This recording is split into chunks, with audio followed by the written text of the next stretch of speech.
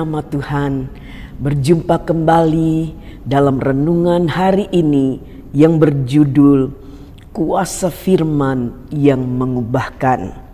Yohanes 1 ayat 14 berkata, "Firman itu telah menjadi manusia dan diam di antara kita, dan kita telah melihat kemuliaannya, yaitu kemuliaan yang diberikan kepadanya sebagai anak tunggal Bapa, penuh kasih karunia dan kebenaran."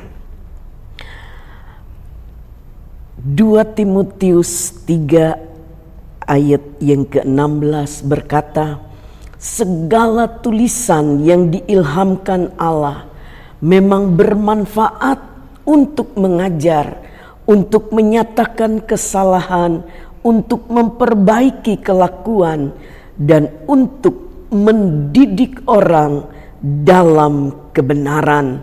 Dengan demikian tiap-tiap manusia kepunyaan Allah diperlengkapi untuk setiap perbuatan baik."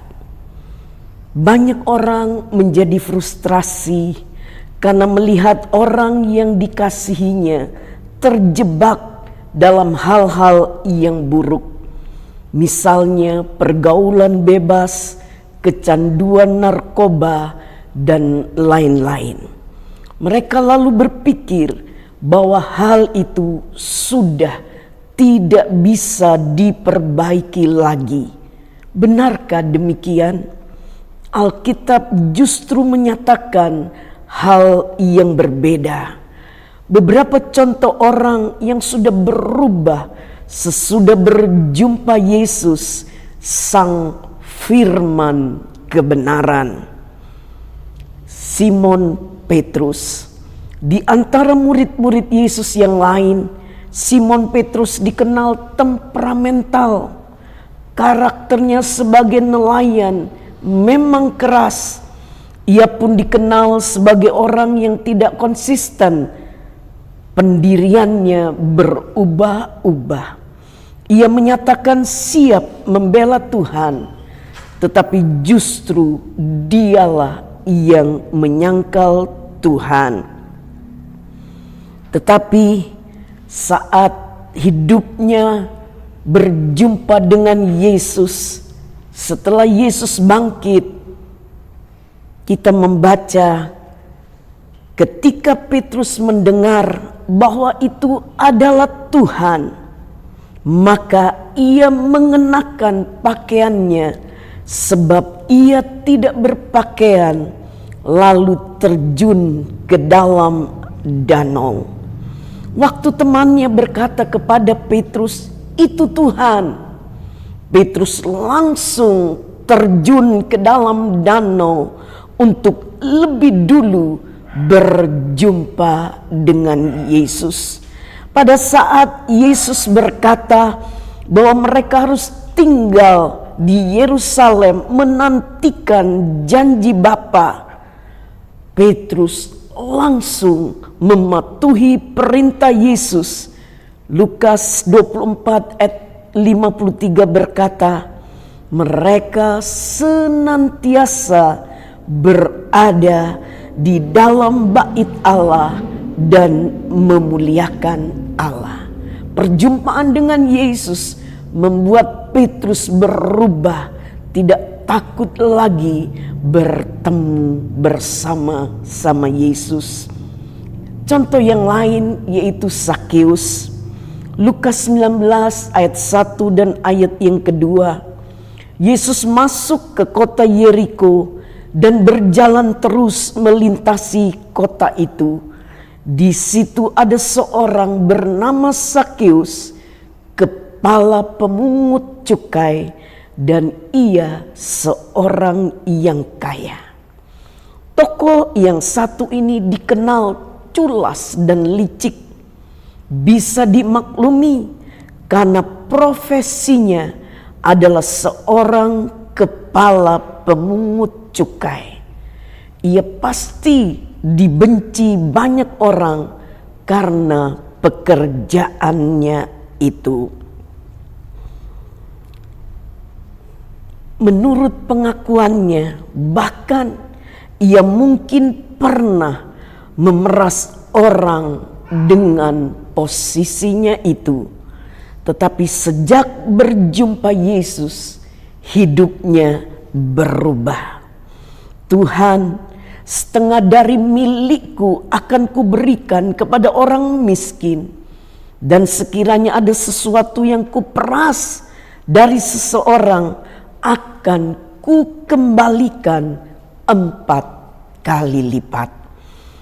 Lukas 19 ayat 9 dan 10 berkata, kata Yesus kepadanya, hari ini telah terjadi keselamatan kepada rumah ini, karena orang ini pun anak Abraham.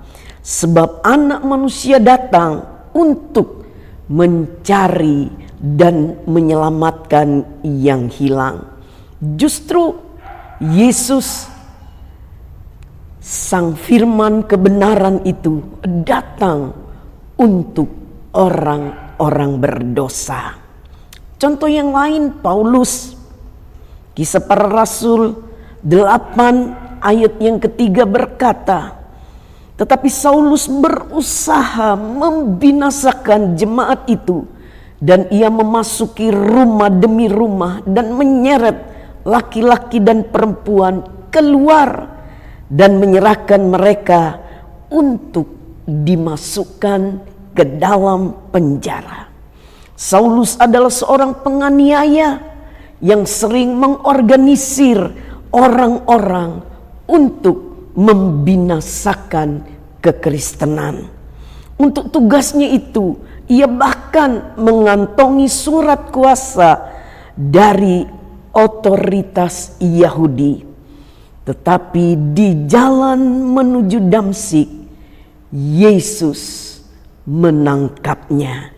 Hidupnya berubah 180 derajat. Akhirnya menjadi rasul yang mendirikan banyak gereja. Betapa jahatnya Saulus, sehingga pada saat Ananias murid Tuhan pun tidak mau menemui Saulus waktu disuruh oleh Tuhan sendiri. Sebab Saulus sangat jahat kepada orang-orang kudus di Yerusalem. Tapi Tuhan berkata di dalam Kisah Para Rasul 9 ayat 15, pergilah, sebab orang ini adalah alat pilihan bagiku untuk memberitakan namaku kepada bangsa-bangsa lain serta raja-raja dan orang-orang Israel. Yesus ubah Saulus yang jahat menjadi alat pilihannya. Sesukar apakah karakter orang-orang yang kita kasihi untuk diubahkan? Kita harus bertindak. Bawa mereka kepada Yesus, Sang Firman kebenaran itu. Perkatakanlah firman-Nya, Dia sanggup mengubahkan. Mari kita tingkatkan waktu untuk berdoa bagi orang-orang yang selama ini sukar diubah hidupnya. Bawalah mereka kepada Tuhan, agar Tuhan sendiri mengubah hidup mereka menjadi sesuai dengan kehendak-Nya. Mazmur 119 ayat 9 berkata, dengan apakah seorang muda mempertahankan kelakuannya bersih? Dengan menjaganya sesuai dengan firman-Mu. Ada kuasa di dalam firman Allah. Kuasanya tidak pernah berubah sampai hari ini. Dia sanggup mengubah orang-orang yang kita kasihi menjadi pribadi-pribadi yang baru, yang siap dipakai oleh Allah. Tuhan memberkati kita semua.